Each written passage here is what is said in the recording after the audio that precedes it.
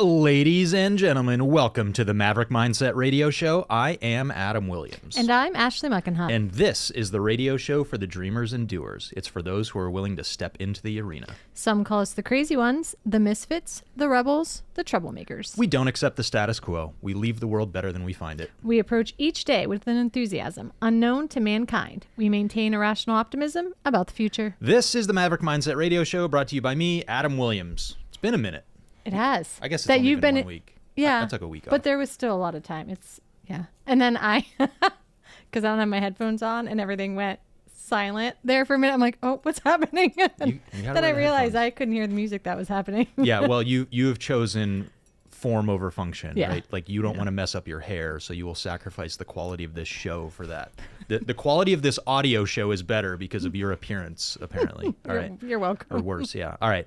So we're back, show 61. Yeah. You did everything for this show, so tell me. Well, I did the hard work because I have the stories to tell. Yeah, I put the framework together and then you build the house. So what is it? Tell us about it. So show 61, building a business that can run without you, and you did while you were on the great, big, beautiful road trip. So we're going to talk about that. We're going to dig into how you could, which, let's be fair, you did work on that, but I didn't want to. You didn't want to. So, for next time, but we're going to dig into being able to remove yourself from the business for 30 days. Yeah. And we need to talk about how important it is that you're able to do that. Yeah. Why that's a thing. Okay. Which should be a goal. But before we do that, you messed up this part of the run of show. There used to be more words here. Oh yeah, there was. We got to clean it up anyway. Oh, yeah, I copied the wrong one. So somebody listening, text me and remind me to fix this part of the run of show because I want to rescript it. But so before we jump into today's show, like we are every Wednesday, blowing your minds every Wednesday at 9, going live at 9:05, Maverick Mindset Radio on Facebook. You can find all of our episodes on Spotify, YouTube, and Apple Podcasts, and then of course MaverickMindsetRadio.com for more information. We're growing the following. We're growing the Instagram following, Maverick Mindset Radio. We're growing the YouTube following. Still a lot of work to do. Actually, I learned. So we're doing something new today. Okay. That doesn't really matter to our listeners, but I'm going to talk about it anyway because it's important to me. So last week, the reason we didn't do a show last week is I was out of town. So we replayed an episode, I think. Yes. Or we played the David Nagel episode. Yes. So I was out of town last week. I was in Las Vegas. And Jackie and I were recording a podcast as guests. And it was Brad Lee's Dropping Bombs podcast. And it was really cool because, well, one, it was Vegas and the kids weren't there and it was fun. And we got in Saturday to record the episode, I think on Tuesday. So we had a little bit of time there. We renewed our vows with Elvis, which was very cool. That was so much fun. Great way to spend a Sunday. And then we went to the Backstreet Boys concert that night, which is not my favorite way to spend a Sunday. But was it good? It was cool. You know what's incredible? Did it take you back in time? The Sphere, which is a relatively new venue in Vegas, it is unbelievable. I kept seeing videos pop up on TikTok of this concert, and it looked like it almost felt like 3D with the things that were all-consuming. Yeah, it is. You're standing under a dome that's awesome. Like basically a TV screen. And apparently the best seats are like in the 300 section because that's like the director's seat and you can see the stage. And we got floor seats. Like we were general admission and my neck hurt by the end of it because I was looking up at the ceiling. But anyway, the reason we were in Vegas, and there's actually a good tax strategy lesson there too, is we traveled for business and were able to deduct a lot of this stuff. But so Bradley, Dropping Bombs podcast, what was really cool about it is we got like an hour and a half, 2 hours with Brad before we started recording. Okay. And this was after the one big beautiful road trip. We were back for, I don't know, 5 or 6 days. Just a few days, and then you're gone again. I did a detox and then flew to Vegas. That was the worst thing you did. So we were talking to Brad, and we sat down. They've got a really cool facility just south of the Strip in Las Vegas, and part of the deal was, hey, we'll sit down, we'll talk. Who is Bradley for those people? Who is he? Well, he's got 1.3 million Instagram followers, nice. And he's become that. He's got that personal brand, and it's interesting because he runs a, let me think, 8-figure business, makes millions of dollars a year, but he actually is more. He makes more money from his personal brand than from his company. But he invented or he started a company called Lightspeed VT. and it started as a sales training company, and Okay. we're talking like 1999. Like, he was so Oh. far ahead of the curve on this. So it became one of a really great sales training system, and now it is a sales and training platform. So Okay. a whole bunch of people use this to train teams. And I mean, imagine launching in 99, and then we get through the pandemic, and there's so much yeah. virtual training and stuff that's going on. So really successful company. And then his podcast does really well, and he's got some other business ventures going on. So we sat in the conference room, really cool conference room, and there was a cameraman sitting there. Yeah. And that was the deal. Is we were going to get some footage, get some B-roll, record some content. And so I was asking him. I said, how often do you have the camera guy here? Yeah. Capturing stuff? And I follow Brad on Instagram, and he replies to my DMs now because we're buddies. And he said, "What do you mean?" I said, "Well, how often do you have the camera guy here, Right. recording this stuff?" And he's like, "Dude, it's 24/7." Oh man. What do you mean? What do you mean? Because here I am thinking we do an hour a week Yeah. in this studio. Yep. And we chop it up into little videos, and we create some other content. And I'm Put it thinking, out I'm there. creating an hour of content a week. And he's like, but the problem with that is the best content is as soon as you walk out of the studio. Yeah, it Because you think of happens something outside. else, or you have a different conversation. So I said, all right, we're going to do a little experiment. And I'm going to reach out to... I wondered why this was happening. But I've been saying this. I've been saying this for years of I want a camera guy to follow me around 24/7 Yeah. because there's so much good content that we go over. There's so many good lessons that we teach, so many good management, Yeah. leadership lessons. So I reached out to Nick from 814 Digital, and I said, "Hey, what would it take for you to follow me around for a week? Let's just test it." And we made an Nick's like, arrangement. on it. financially this, mentally it's gonna. Think about this, though. Think about this. And I actually told Brad's camera guy this. Yeah. The camera guy should be paying for the opportunity. Imagine the lessons that you get from a guy that's got a team of 100 people in a building and that has scaled a business from zero to what it is and has yeah. millions and millions and millions of hits and followers and views on his social media. The value that you would get from just observing that. Now, that wasn't my deal with Nick. I have to compensate Nick. But I can at least make that argument. But I feel like Nick's gonna learn something. He's gonna take away he some. he knows he some will. things That's what we like about Nick. So that was the idea. Now the best part is, so we're making the arrangement. And I said, you know what? There's a couple meetings throughout the week. I don't want anybody there. So leave early on Monday or Tuesday or whatever it was. I don't even know what day it is now. It's Wednesday. So he sends another camera guy and a guy that works for him first thing Monday. He gets first thing 10 a.m. right. So I get in the office and he's filming a meeting, and within 30 minutes, it was less than 30 minutes, but within 30 minutes, somebody was already crying in the office. Yeah. Because I was there. Because I've that had a meeting. lot of time and a lot of perspective, and I'm coming in and holding up some mirrors to people. Yeah. So that was pretty awesome because she was actually joking that the camera guy, it was like that Homer Simpson meme where he just sort of backs up into the bushes because it got off. Should I really be and here? I'm like, no, but that's the point. Is dude, get back in here because this is actually going to be This really real good. stuff, Yeah. And then later that day, we had the Erie Business Bootcamp meeting, which Nick is a part of that group. And same Someone thing. cry too? No, I don't think so. No, but the same thing. We actually we sent the camera guy home early, and as we're sitting there having this meeting, we had a really great conversation. and I he was like, wasn't oh there. man, No. this is exactly why we have the camera guy follow us around, or should, because it was such a good conversation that so many other people would have benefited from. And we completely missed it. Yep. All right, so we've talked a lot about why there's a camera guy following me around Yes. right now, and Now I know. Hopefully out of 100 hours of content, It'd be really funny if we started. we get a just couple good seeing hours of people in stuff. the area walk around with camera guys. Well, I'm trying to think about, and Nick and I were talking about this. We've got some trips coming up. Yeah. So imagine how cool the content would be. Oh yeah. If we've got a camera guy follow me into the airplane, right? Yep. And as we're flying, we can record the audio and talk. We could do a podcast from the airplane. Yeah. And then we fly into one of these events that we do, and we get the footage from whatever talk I give and the connections that we have and the conversations that we have. It would be really cool behind the scenes footage. And these events are cool. Just going to the last one we went to, but even some of the other things that you go to, they're they're an experience in their own. We meet really cool, inspirational people and have, it's not like we're going to the library. Yeah. Right? No, I always say coming back from, I'm like, ooh, there's always something life-changing or something that you're like. Significant, you don't go to those and leave coming back the same. Yeah. So. And I think the other part of it is it's going to make me more mindful of those moments where it's like, all right, stop and really spell this out. Because again, like, part of the reason that we do this show, listen, I don't get paid to do this show, right? Part of the reason that we do this show is because there's knowledge and wisdom and experience that I want to share to make people's lives better. Yep. But it's only an hour a week. Yeah. So let's go find some more of that. Absolutely. All right. So whatever. Let's get into today's show. What are we talking about? Why'd you come up with this topic?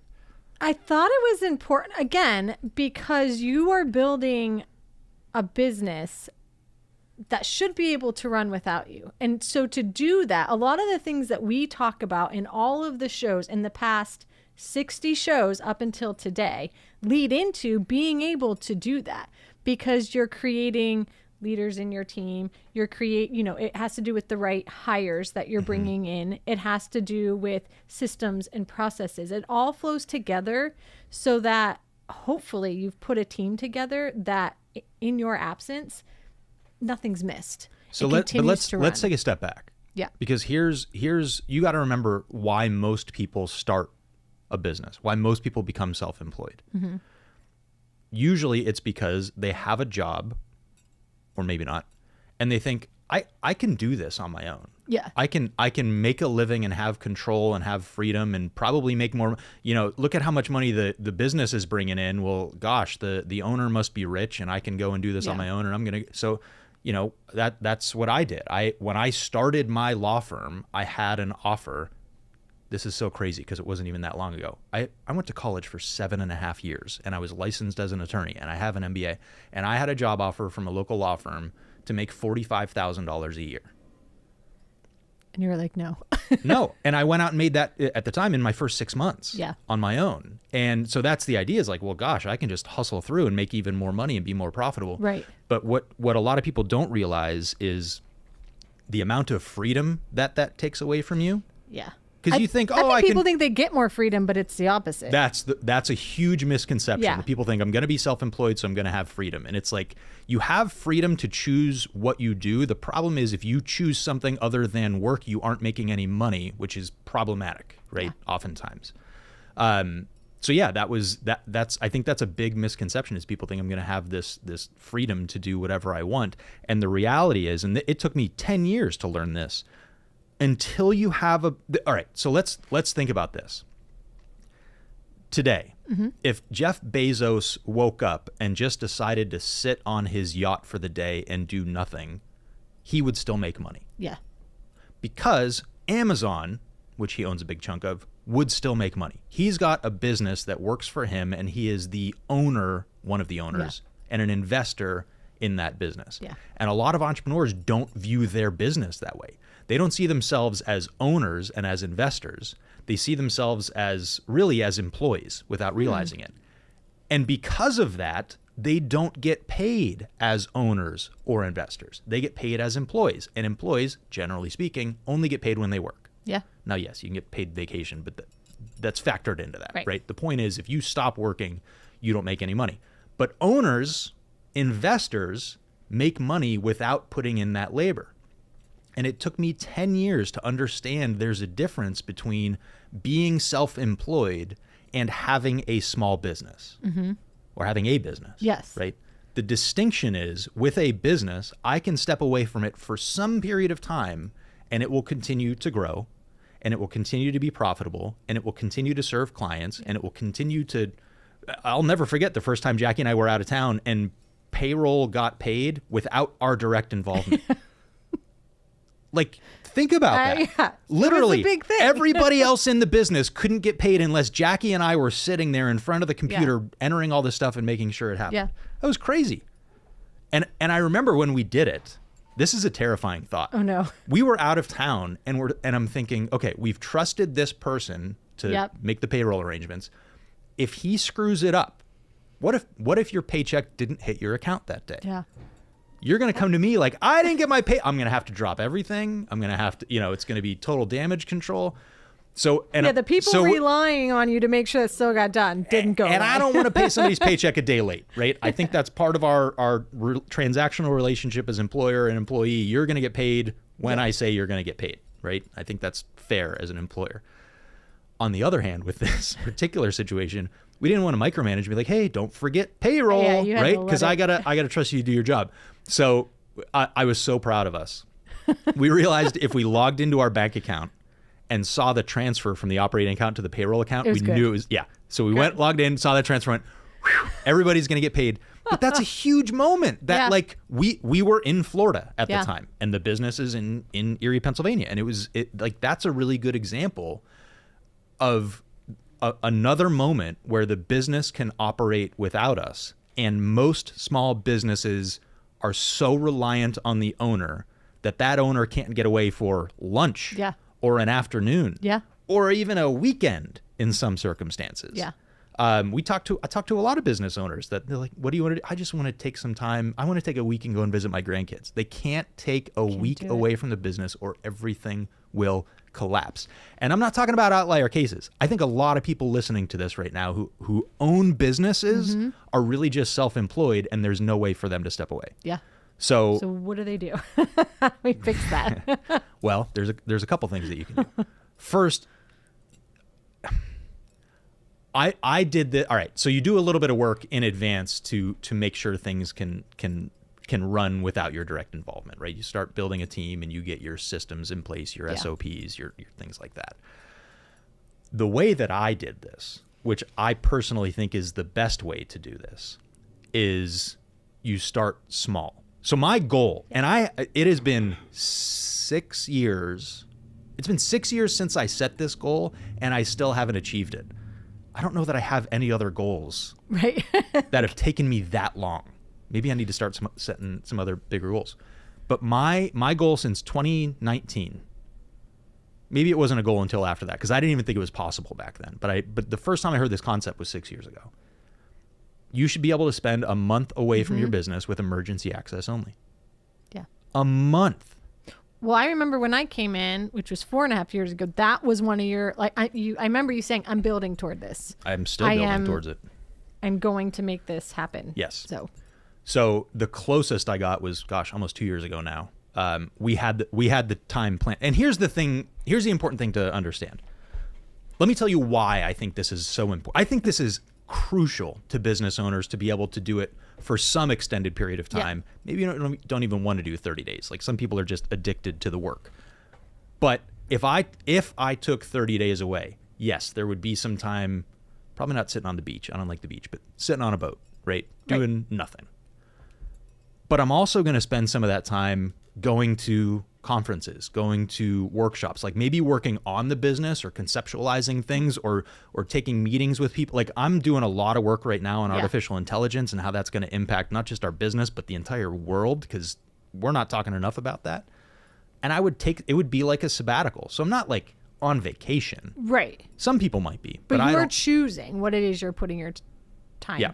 And it's not, I have to show up at the office for this meeting. Correct. Or I have to answer this email, or I have to take this call. Yeah. I think that's crucial to owning a business, is to spend time away from it working on the business or thinking about the business or just getting some clarity or some perspective. So here's how I did it. We started documenting our SOPs. We started documenting the important procedures in our business. So for example, using the payroll example, like, we've got a checklist and a procedure on how you run payroll properly to make sure people get paid on time, because that's really important to us and our employees. So we started documenting that stuff. And then we would test it small. Yeah. I'm going to take a half a day off. Yeah. I'm going to take an afternoon off. I'm going to take a Tuesday afternoon off and see what happens. You guys handle it. And then I get back Wednesday morning and say, all right, what broke? Yeah. And then you spend some time fixing it. And then a week or two later, you say, all right, I'm taking a day away. I'm going to go to this seminar or this conference, or I'm going to go sit at a coffee shop or go to the spa or read a book, hopefully a nonfiction book. And then you take the day. Yeah. And you come back and you meet with people and you say, all right, what broke? What do we need to fix? What do we need to work on? And then you spend the next period of time working with your team to fix that stuff. So I was reading again a really good book by Mike Michalowicz, who created Profit First. We actually have just been talking in our office about Fix This Next, which he wrote. Pumpkin Plan, which is a great book. But I've been looking at Clockwork. And there's a concept that he lays out in Clockwork that I think is really good, and it's the 4 Ds. Okay. I'm going to write this down as I say it because I want to think about it. So in a business, you've got doing, deciding, delegating, and designing. Mm-hmm. Right? Those are the 4 things to get work done.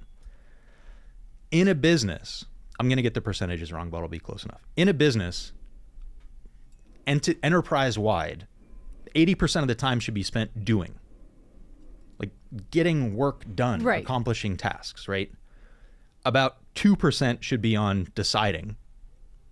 We spent time yesterday deciding what to, like the whole team, deciding what to do about one client. And, and all I could think about was, this is taking way too much time and way too many resources to make one decision. Delegating should be, I think it's 8%, assigning tasks, following up, delegating authority, etc. And then designing should be about 10%, figuring out how people should work and what the systems and processes should look like. So I may be wrong on the percentages, but I'm close enough. So 80% doing, 2% deciding, 8% delegating, 10% designing. Okay. So in a 40-hour work week or in a 5-day work week, 4 of those days should be spent doing, getting work done. That's enterprise-wide. But those percentages change or should be different for the owner of the business. Mm-hmm. Do you think that I, as the owner of the business, should spend 80% of my time doing work? No. What should be my percentage? I'm going to hold you to this. Of you doing the actual work? Yeah, of getting things done, of accomplishing tasks, of crossing items off the list, of email, return the phone call, open the packages, clean the bathroom, take the sales call. That should be the 2%. Yeah, like 2% for the owner to actually do the work. Right? Yeah. Okay. Like, what about deciding? No, I don't even think you should be involved in deciding. I think you should trust your team to make the decisions to. So that's a low percentage too of like of 5, showing. Yeah. So 5 of like, you're stuck somewhere. I've got experience or perspective or insight on this, so you come to me so I can help you decide what to do with this. I actually think that deciding, it may be a low time it should be a low time task, but it's massively important. Yeah. You and I have talked about this. I think that deciding is one of my great skills. Yeah. Like, you lay out options, preferably you bring me options, and then we choose one of them or tweak one of them and decide on that. Like, that's one of the great skills of a leader. But it should be simple. It should be easy. It shouldn't be like it shouldn't take so much time. And it shouldn't be all day of you coming to me saying, do you want the red shirt or the blue shirt? Right. Yeah. Okay. What about delegating? So they say enterprise-wide, Mike Michalowicz says, I think should be about delegating 8%. Designing are the biggest ones. Yeah. So you've got 93% of this pie to split up between delegating and designing. I think 50% should be delegating, and the remainder of that should be designing. 43% designing. Okay. Yeah. I don't know if those answers are close to accurate, but they're in you understand the concept of the enterprise should be 80% doing and 10% designing. And from the owner perspective, you need to completely flip that around. Yeah. I need to be designing ways to show you how to work, how to get the job done to serve the client. The vision part of things. So that's the vision part of things, certainly. So that's actually, vision is part deciding too. Of we've got these options, we can grow the business this way or that way, and we need to make a decision on that. But this is what I have been trying to do when I get to the point where I take 3 days off and I get back and I say, okay, what broke? That's when we get into designing mode. Yeah. And say, all right, here's how this should be done in the future. Here's how you should decide it in the future. Here's how you should do it in the future. If you're in a leadership role, here's how you delegate it. This is what this looks like in the future when I'm gone. Yeah. So this is why my favorite line yesterday, my favorite line of the year happened yesterday when we had a team meeting. Yeah. And we rate our meetings at the end, and Jackie gave it an 8.5 and she said, because I came in a little warm. And everybody rolls with that. And I said, whoa. Help me understand what you mean by coming in a little warm. Because nobody was thinking what she's about to say. No. I'm thinking she's like, oh, she thought she was too nice. No. She came in 8.5 because I came in a little warm. Jackie, what do you mean by that? Well, like hot sauce. I came in spicy. I came in spicy, which I don't even know why I got off track with that story. It was just such a good line. Oh, that's why I've been coming in a little warm recently, personally, is because I'm spending so much time doing and deciding that you and I and other members of the team spent so much time on Monday to the point making people cry of like, all right, let's walk through step by step what has to be done in this project and who's going to get it done by when. And I'm sitting there going, I don't know if you guys realize, but this is a complete waste of my time. I need to be out designing. I have really good ideas of how this business needs to operate, and I should be spending no time on what work needs to be done. Yeah. That's for you guys to figure out. You got the boots on the ground with it. And then later that day, I made you cry with the same conversation because it's like, I think you too. You make it's holding someone accountable. You that's realize it. I'm holding up the mirror, and you go, "Oh crap!" Shoot. Yes, we both almost let that one slide. Yeah, I realize there. You don't. Nobody wants to look in the mirror and look at like, that was me. That was me. I do. Every single day. Right. Every single day I look in the mirror and say, where am I doing well and where am I not doing well? And you know what? That's what makes me successful. That the people who are unwilling to look in the mirror, the people who are unwilling to step on the scale, continue to be failures. Yeah. And those two things are like directly related, right? The moment you're willing to stand and look in the mirror and face yourself and say, here's where I'm excelling and here's where I'm not, is the moment your life changes and you become more successful. God, we are so far off topic with this, but this has been on my mind. This has been so on my mind recently because I do it every single day. Yeah. What were my wins and what were my losses?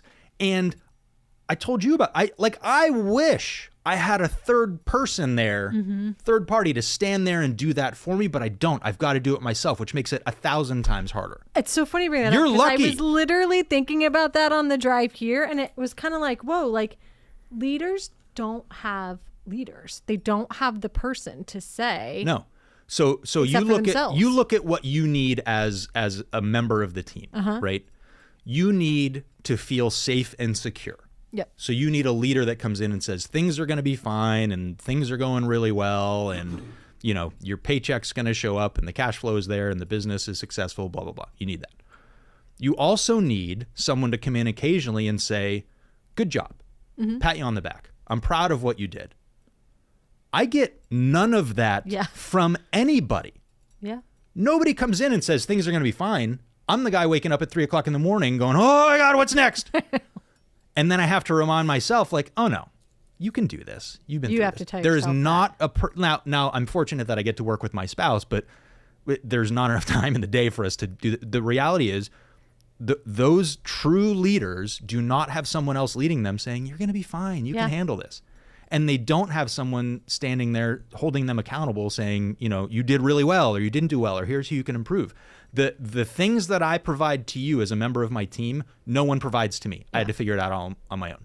You are so fortunate to be in a position where you've got someone, oh man, we need a rated R version of this show. You are so fortunate to have someone in your life who cares about you enough to hold the mirror up and say, here's how you can get better, and I'm going to help you get there, and it's going to be great when that happens. Yes. I've got to do that for myself. That's difficult. Oh, you don't. I don't think people it is difficult, think which is why nobody that. does it. Yeah, I don't think that people think about that. That when you're coming in warm, we're, it's first, like your first. I was like, I see. Why is he yelling at me? Like what? I'm doing. Like I wasn't yelling. No, was it? No, but like you start to think of all the excuses of that's on your. But I have this, and this, and this is why I. You know what I mean? But like when you actually sit back and think about it, you're like, so that's a good segue. So that in that moment it's horrible. And actually this is what we were talking about during the boot camp on Monday, is like those coaches, those teachers, those mentors, those managers who have held that, who have shown that light, it's uncomfortable, shined that light, who have held that mirror up in front of you. Yes. In that moment it's miserable. Yes. You want to run away, you want to curl up in a ball, you want to hide under the table, you want to punch the person in the face, depending on how you deal with adversity. But later on, could be later that afternoon, could be the next day, could be 10 years later. When you get a little bit of perspective, you go, man, that person really cared about me, and I'm so grateful for that. And that is a good segue into why you as the leader, as the owner, need to spend time away from working in the business, is because that's how you get that perspective and that clarity and how you find the truth really on what's going on in the business. Yeah. Because if you're stuck in the day-to-day, you've completely lost all perspective on what's going on around you, what's going on in the world. And like I said, things like artificial intelligence, like I'm doing a lot of studying on this right now because it's mind-blowing what it's going to mean for humanity. And it's going to happen so fast, we're not even ready for it. Happen without people realizing it. Well, if you're not paying attention. Yes. Yes. It's gonna that's what's so interesting. You know, I'm thinking about when we were in Utah, I got my haircut. It was really upsetting because it's probably the best haircut I've ever gotten. So I'm like, I don't want to fly to Utah for every haircut. But if I do get my haircut every month and a half, 2 months, maybe that's not completely outrageous. Anyway, but I was talking to the guy. He owned the barbershop. There were 3 or 4 barbers in there. Wife owned a business. They're self-employed, and he was telling me, oh, I could never spend that much time away from my business, right? Which is what everybody. Well, that wouldn't work for my business. That's what everybody has told me. Yeah, mine's right? different. I can't. Everybody I talked to about that, I couldn't do that in my business, and it's like, well, you know, if you stopped cutting hair, you could actually do that. Your business still needs to cut hair. But anyway, I was talking to this guy and thinking, like, he's got no clue.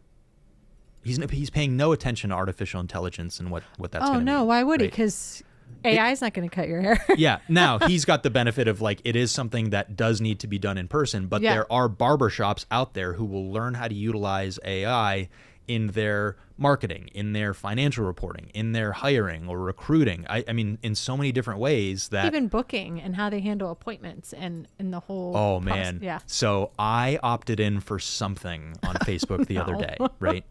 It was Sunday morning. Okay. I saw an ad, looks cool, opt in. My phone rang immediately. Yep. And it was a California phone number. And this would have been 6 a.m. California time. And I'm like, no, ignore. So they called like 3 or 4 times because I put my phone number in, right? And you and I know that best practice is to call those leads within whatever it is, 5 minutes, 7 minutes. I don't even know the number, but fast. Yep. Well, this happened. And I'm like, how did they do this? I don't remember. It was Monday. I was driving into the office. The phone rang again, same phone number, same area code. I'm like, all right, so I answered it. Yep. And the guy's talking, and he sounds great, but there's just something a little off, right? So I go through the whole conversation. I schedule my actual sales call with them. Okay. And he goes, great, I'll send you the confirmation. You have any more questions? And I said, yeah. Are you AI? And this is so good. He goes, well, you got me. Like, it was so it was as if I was having a conversation with a human being whose language was just 90% of what it should be.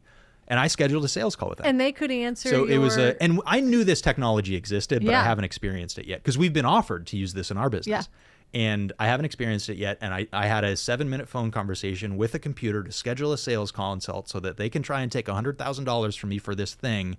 And it was all artificial intelligence.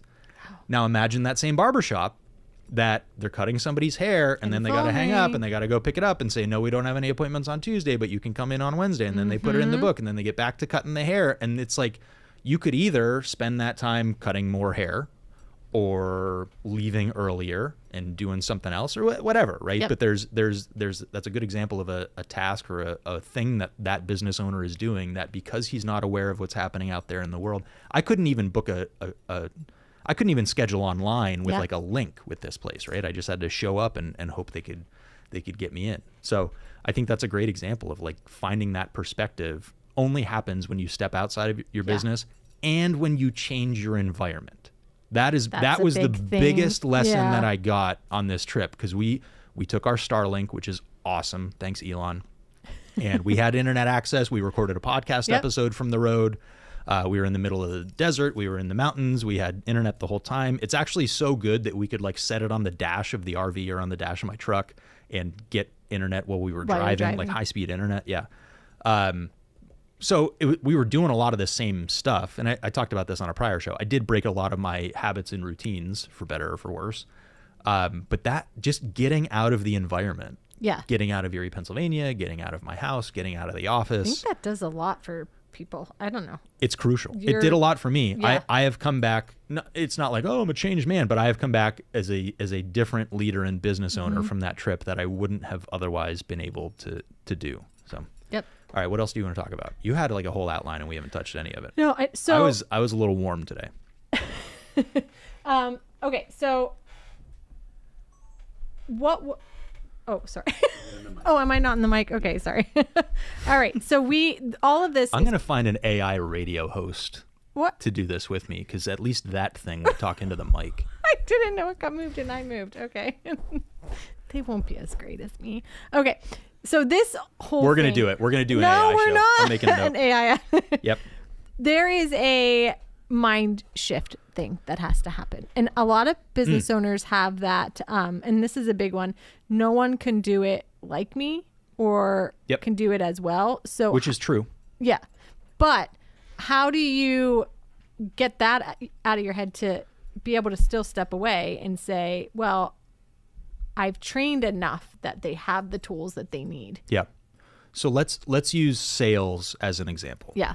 And we're talking an instance where it's actually sales. You're having a conversation where the intention of that conversation is to get the prospect to make a decision, yes or no, I will hire you. Okay. Mm-hmm. There is not a person on this earth for whom that is like always energizing work. It's tiring. It's work. It's hard work. It's hard mental work to keep a conversation focused and to do sales well. Yes. There's plenty of people that think they're salespeople, and I'm energized talking to people. We're not talking.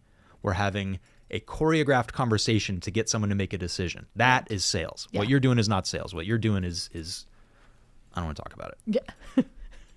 As the owner of the business for years and years and years, I was our salesperson. Mm-hmm. It was my job to help get someone to a decision of yes or no, I will hire you or I will not hire you.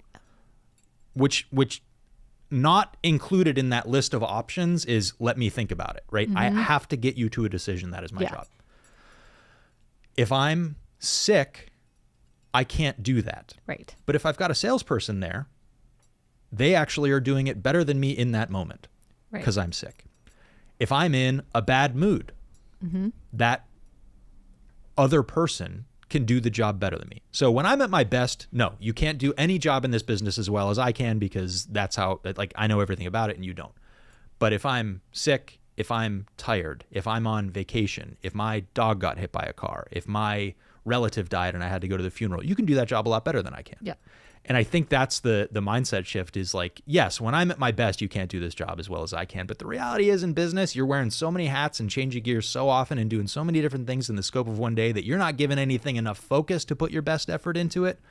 But if you get somebody in there whose entire job it is to do that thing, well, then it can get done a whole lot better. But that is a difficult thing to get over is you still sit and review their work and you say, oh, I could have done this so much better. And that's where you need to not get in and say, here's every way that you screwed up. Sometimes you need to do that. But that's when you get in as the leader and say, okay, let's review what you did so that we can train you on how to do this so that you're more successful in my job, in your job, so the business is more successful, so we're all more successful and better off. So it's really finding the people to do the jobs that you can trust and communicating what your expectations are. I didn't tell Nick what to do today with this camera. Right. I just showed up and said, capture everything. But later when we get to the office, I'm going to look at some of the footage that he and the other camera guy put together, and we're going to see if it's what I wanted, even though I wasn't super clear about it because I'm not personally clear about it. And if we need to make changes, or if I look at it and say, this is great, this is exactly what I wanted, right?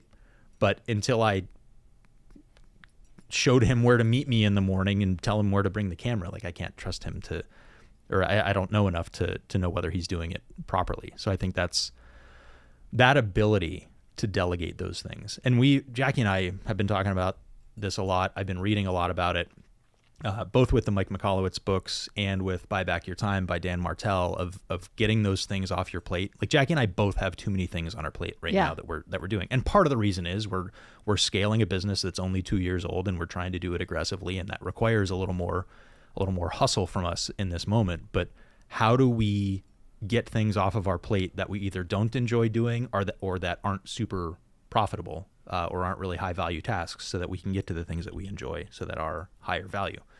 So that first step, I would suggest people do it at a small scale. Like, don't Okay. go out and hire a full-time employee and dump a whole bunch of stuff on them, but find like one thing that you do a little bit that you don't really enjoy, or that's like you could automate.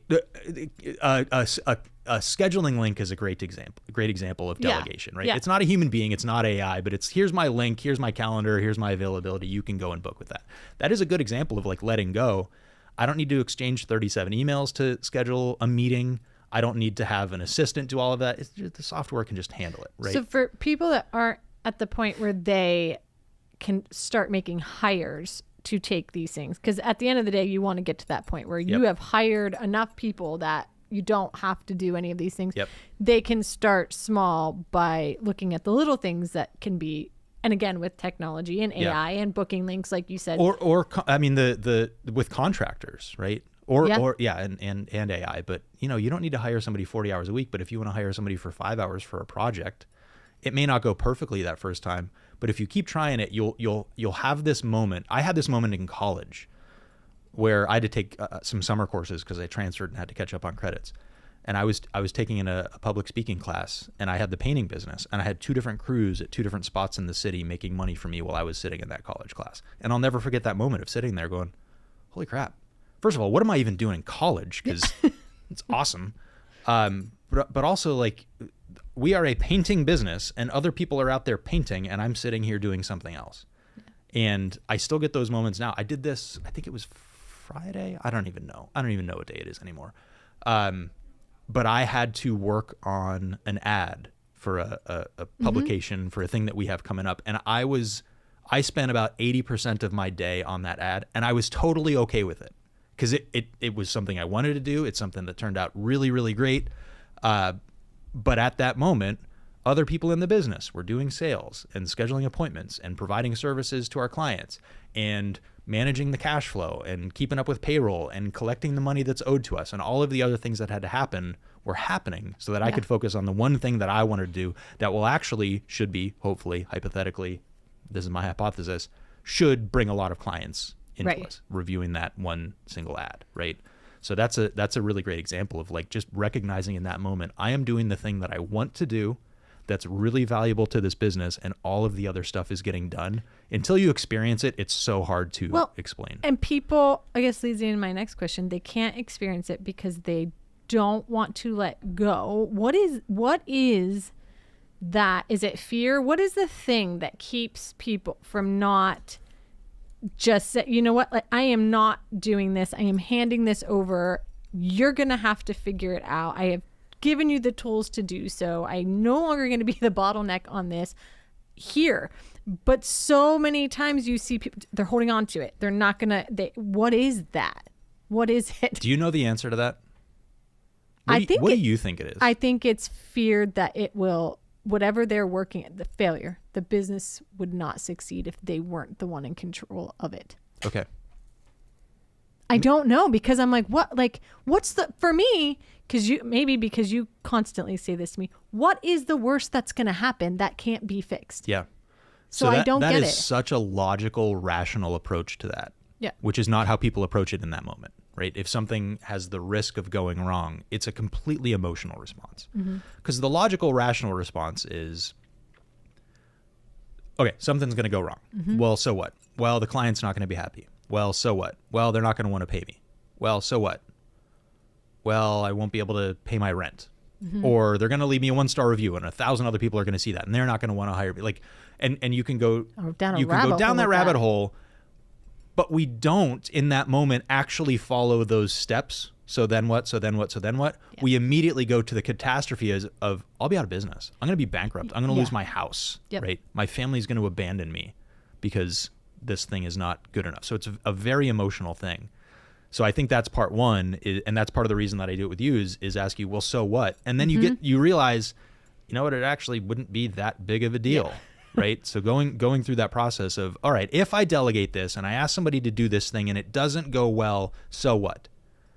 Now, there's 2 things you could and should do in that moment. One, follow through on that thought exercise of so what, so what, so what, and then go back to the beginning and say, all right, what else could I do to prevent that from happening? Yeah. Right. So it's not just mapping out the thing, but it's also sort of evaluating it and rethinking it and saying, you know what, if I do go that route, this is a stupid example. Jackie and I were packing the RV last night, and we had to put some blankets and towels in tubs in the basement of the RV, like down underneath the chassis and or underneath the cab in the chassis. And she said, well, I want these towels stored down below. And I said, okay, I know you've made that decision, but if we do that, there's a risk that some mouse crawls in, chews a hole in the corner of the container, and their new home is in this basket of towels. So now decide if you still want them down there. She said, I still want them down there. But that's a really great example of like, okay, what's the worst that can happen by doing this? Well, some critter decides to live in our towels and blankets, and we decided, well, we're no big deal. It's all right. I don't like these towels anyway. We'll just replace them if that happens. Right. But that exercise I think is really helpful. So there's the emotional response that people have of they don't actually think about what's the worst that can happen or what could go wrong and what that really means. The second part of it is, and you've heard me talk about this, our business is our baby, and we don't want to see it suffer any harm. Which, one, is horrible parenting. You should allow your children to be harmed occasionally, in minor ways, not major ways. You should also not be the cause of that harm. But you understand what I'm saying. Let them burn their hand on the stove once so that they learn the lesson, right? It's got to be the same way in the business. You have to let those mistakes happen so that you can learn from them, and also because it's my baby and I have this irrational emotional attachment to it that nothing can go wrong and nothing can happen, and it's my reputation, and I think those things are important, but you're losing sight of the bigger picture of, and this is what we talked about at the top of the show, and you and I have talked about this, and you've heard me tell other people about this. Your business is not your baby. Your business is your investment. Yeah. It's your machine. It's the thing that should work for you because you own it, and it is your asset. And babies, all right, babies are not assets. Babies are liabilities. Yeah. I didn't need to stretch the analogy that far, but you get the point that like we say, well, I talk to people who want to sell their business. What do you want to sell for? $1 million. Well, why? Because it's my baby. It's like, okay, your baby makes you $30,000 a year. It's not worth $1 million, right?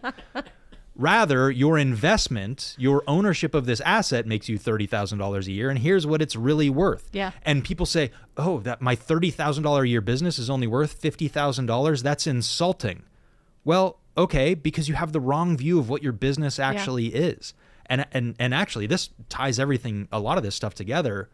Your ability to step away from your business for a period of time and continue to have that business run profitably without you and grow without you and serve your clients and customers and patients without you actually increases the value of that business because it's no longer your baby and it's no longer your job and it's no longer reliant about you. It's now this machine that prints $100 bills. Yeah.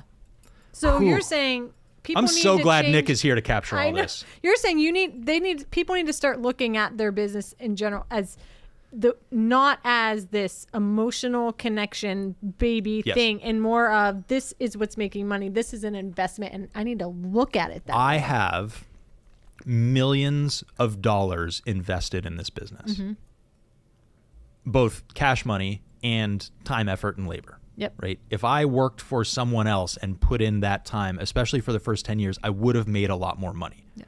So what I've changed here is I'm looking at this now more as an investment, and I've put in this time to build this thing. I should be getting a return on that investment, because I could have taken that same time and energy and labor and knowledge and experience and actually built a real investment. I could have gone and bought some real estate. I could have gone and bought stocks. I could have put sweat equity into somebody else's business. Yeah. But we don't think about it with our own business, where we're putting in the money and we're putting in the sweat equity, and there should be some value left because of that. So yeah, I got millions of dollars invested in this business, which means for that millions of dollars, there's a rate of return that I expect on that doesn't require me showing up and doing a job every single day. Right. In fact, it shouldn't require me showing up and do a job every single day.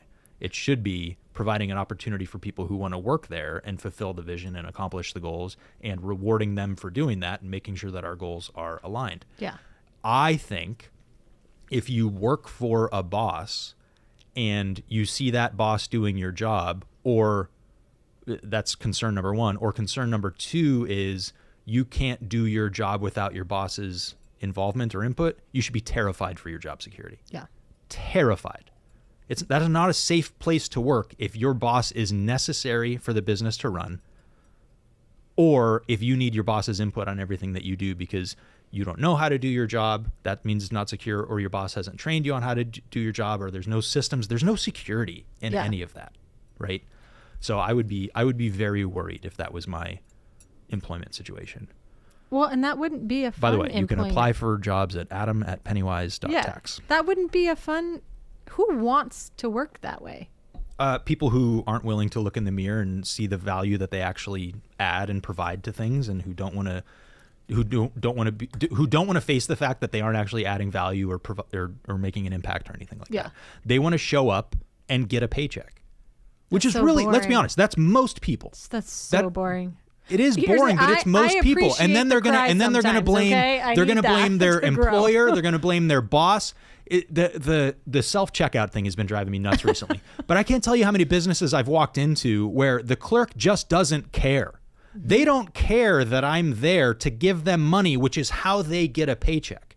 As far as I'm concerned, when I walk in, they could tell me to go to hell and they would feel no differently about it. Like that's the vibe that they send out.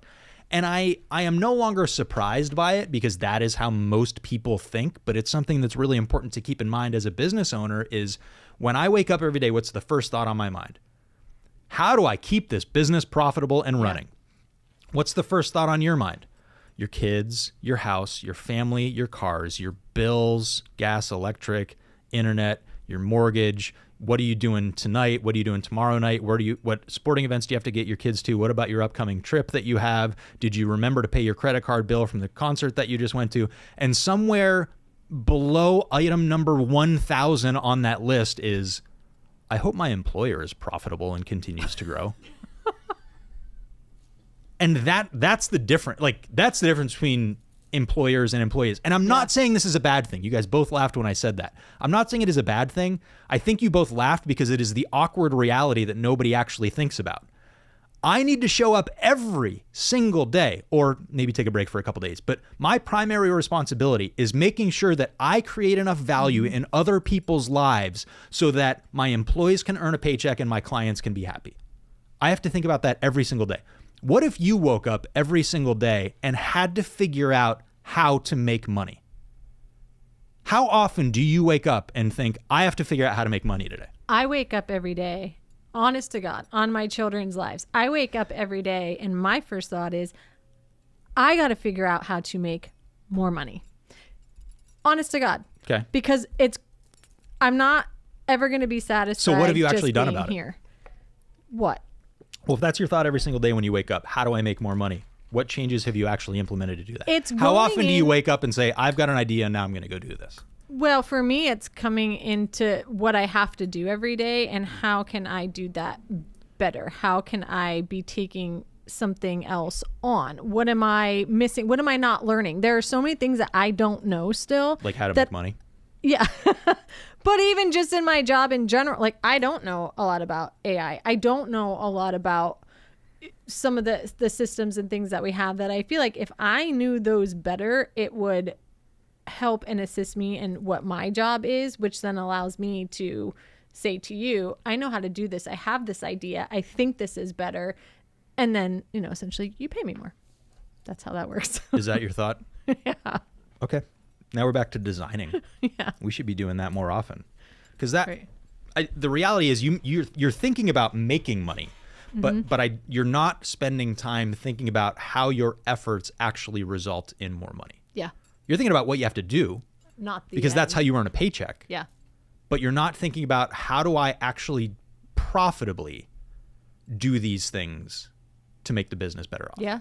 You understand the distinction there? Yep. So like you can think about that. You can be concerned about it. But I literally daily have to wake up and think, how do my efforts, what I'm thinking, doing, saying, whatever, how do those efforts actually result in income to me? And for enough other people, they show up and that's enough, or they show up and they accomplish the tasks that are given to them and that's enough. But very few people in this world have to actually think, how do I make money? Yeah. That's reality. Because we talked about this with Dave Nagel. Most people are taught, show up to work, get a job, you'll get a paycheck. That's enough. That's all they have to think about. Yeah. Whew, that went a little off track, but I think that was some really good There's stuff. a lot today. of stuff. Yeah. But it was Well, all and that's the point is necessary. I've been giving this a lot of thought because we went on such a long trip and I got a lot of perspective out of that. So great show. Have a great week, everybody. Think of yourselves as owners and investors and not just employees in your business. I believe in you.